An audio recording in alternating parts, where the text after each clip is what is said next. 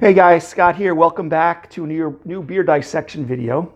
What I have today is from Ghost Brewing Company. Okay, I'm sure I'll have pictures of it over my shoulder at a Bayshore, New York here on Long Island. It's called their East Coast Ghost at 7% alcohol. They actually have the hops they use: Mandarina, Bavaria, Wakatu, Amarillo, Mosaic, and they use oats, flake wheat, flake corn. So I'm guessing, they put East Coast, actually they say East Coast IPA, but it's really, at the bottom, they do signify that it's a New England IPA. Because if you've watched me or followed me a little bit, I've said this many times on these New England IPAs, a lot of times they will use, you see that opaqueness, almost like flour and water effect, kind of cloudy, hazy.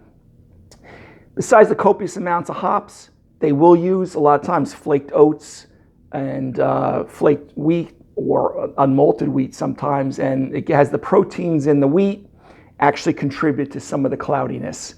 So not an uncommon thing. I've discussed it many times on my videos. I think every time I do a New England IPA video, which seems to be every second or third video these days, you see that. So they're pretty forthcoming on this. I've had Ghost before. Now I don't know, since I've been doing my channel, actually I gotta check my own playlist, because this may be the first one I'm doing on camera from Ghost Brewing Company here. But we'll check it out, all right? And New England IPAs have been so common these days, so let's crack this bad boy open and take a look at it.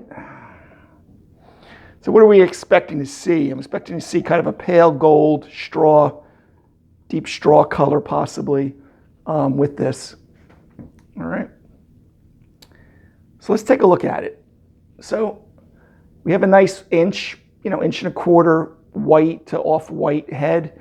Color-wise, we do have that kind of medium gold color, maybe darker straw color to medium gold in that range. Not as hazy and cloudy as I usually would expect. Actually a little clearer than usual, other than some nucleation points, but there is definitely a haze there, typical for the style. But a lot of times not as opaque as I've seen on other New England IPAs. And it's not a knock to the beer, it's just sometimes just the way it's brewed and everything like that. All right, so again, about an inch. That head, I didn't mention too much about the head. There is some frothing on there, like kind of that espresso look at the top, and I call it kind of the Cool Whip effect. On one side, the other side, the bubbles are a little thinner and maybe not as tightly compacted, looking more like soda bubbles. But all in all, pretty looking beer. All right, let's take a sniff the aroma. Yeah, you get citrus, like orange, tangerine. I get the white grape on the aroma. Even like on the citrus, besides just getting kind of like the mandarin, orange kind of aromatics, I even get kind of like a lime kind of zest on there. And usually lime, none of the ones I listed, I'm trying to remember off the top of my head which one gives me the lime all the time. I'm drawing a blank on it right now. But wine, like I said, lime. Malt-wise, it's kind of light toast to white bread at the very most. Okay, rhyming again there for you guys. But if someone wanted to say a slight bit of pineapple, I wouldn't argue ferociously with you, but very pleasant smelling, okay? Maybe even like a touch of peach, white grape peach, lime, orange. Anyway, guys, cheers. Let's take a taste of this. Ooh. More carbonated than I thought. Almost got a little bit of a carbonic bite there on the front end just before I even get into it. Similar to the nose, which makes it easy. It kind of gets citrus. You want to call it more orange, lime-like. You still get kind of that white grape. Kind of medium-bodied. Medium full, not as chewy as some other New England IPAs I have that feel almost like I'm drinking like a pillow. This one's kind of thinner than that. On the afters, no alcoholic warmth, which I don't expect. When I say 7%, I wouldn't expect at this level. As it fades away, kind of left with the malt, light toast, white bread. A little bit of that citrus is lingering somewhat. White grape. But there's a slight astringency to it, which isn't great. I've had a lot worse than that. It's not overpowering, but you kind of get that pithy astringency like you're eating the white from a grapefruit or orange. But not too bad. I wouldn't take too much away from the beer based on that. I'm just kind of giving you an evaluation.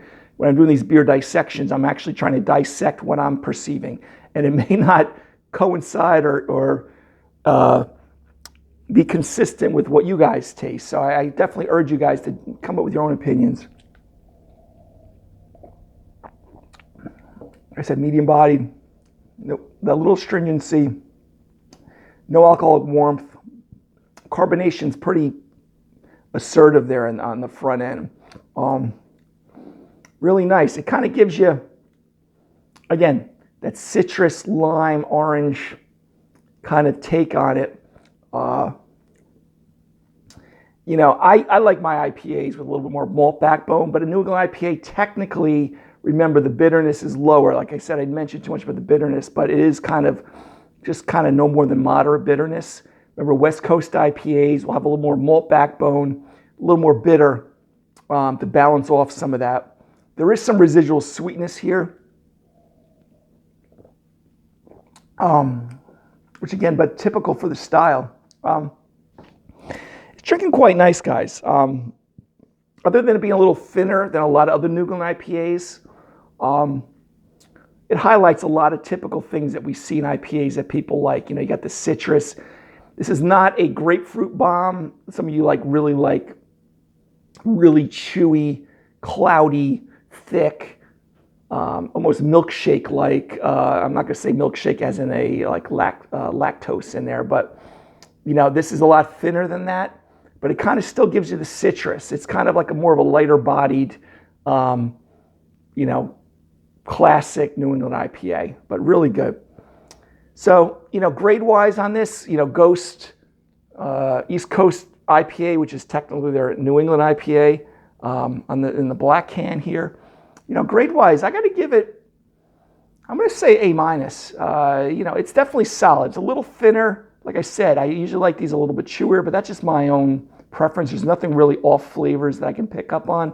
It's a little more biased towards orange, lime, than it would be kind of grapefruit. If you want to throw in a little pineapple or maybe even, slightly stone fruit-like, more like an apricot, I wouldn't adamantly disagree with you guys. But really nice. So I'll say A-, and I'll keep it A-. That's overall drinkability, enjoyability, A-. Comparing to the big boys that are very popular, I still got to keep it around that A-. It is a good, solid New England IPA. So again, hopefully, guys, you got a little bit out of that. If you want to check out Ghost Brewing Company, I've had other beers from them. This may be the first one I've done on my channel. I would check them out and check this one out specifically. All right. So the next beer dissection video, guys, have a great day. Take care.